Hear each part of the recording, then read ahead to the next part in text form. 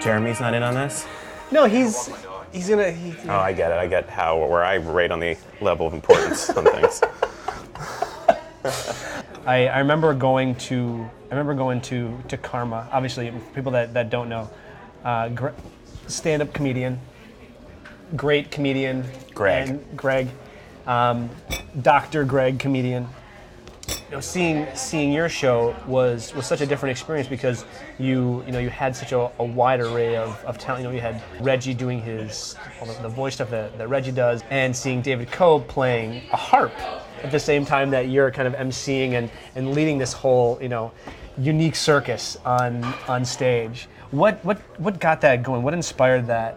I think the idea of just having some type of live transformative experience where it's like well produced and cohesive and has like a theme to it. We just have been trying to hone in on having like an immersive performance.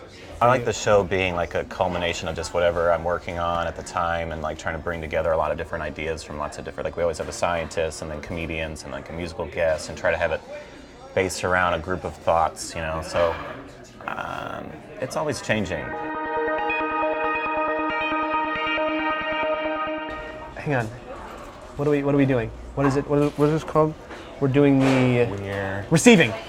Doing your receiving. When you're receiving. What brought this about? Because obviously, if someone were to see this show, it's very different from any other comedy experience that I've had.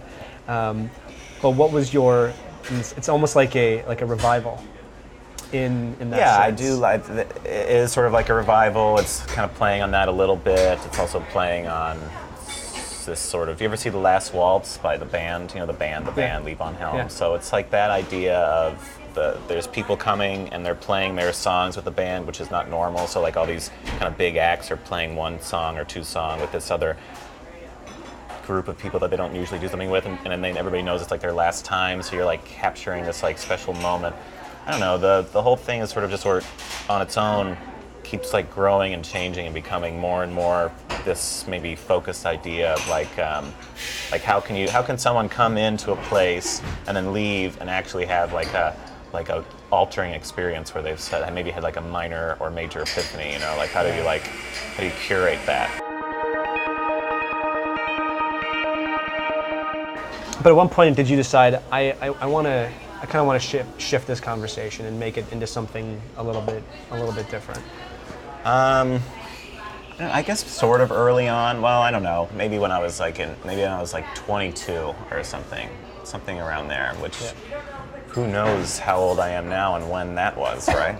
So, but something like that, I guess. Something around that point of time is when I was trying to make a different type of show and not have just a stand-up show, and I felt that there was a lot of people that were sort of disenfranchised by just a stand-up comedy show in general for a lot of different reasons. So I wanted to have more of a atmosphere, a comfortable, interesting, well-produced sort of atmosphere. Yeah. You have Mind Warriors. Yeah, we have Mind Warriors, Warriors of the Mind, Warriors on the Edge of Time.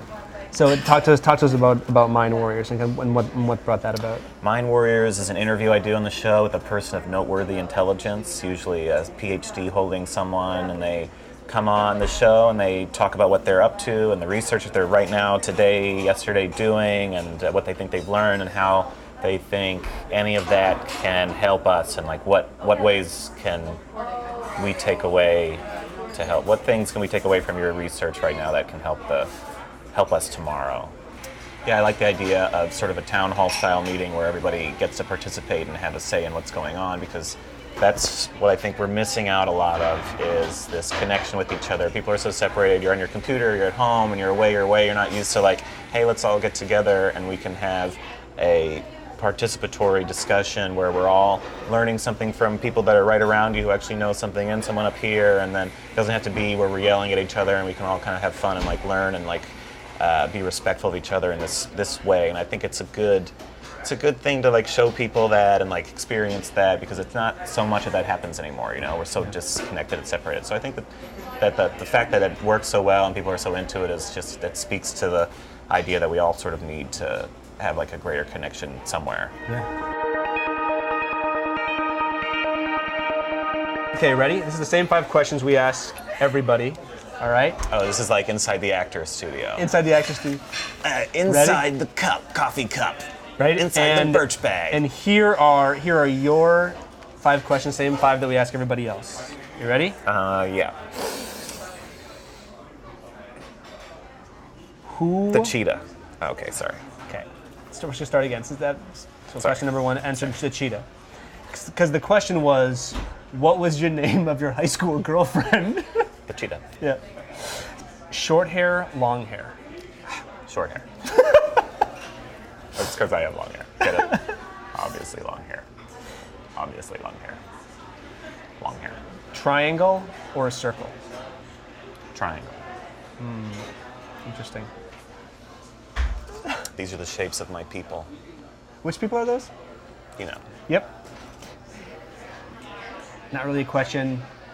Say something funny. Man, you know, a lot of people ask me to say something funny all the time, and then it's like, say something funny, you're a comedian, right? And I'm just like, you know, you're supposed to have something off the cuff, and I'm just so over it. And it's like, it just drags me further and further down. Thanks, buddy. I appreciate it. Thank you. Thank you, bud. Thank you. All this.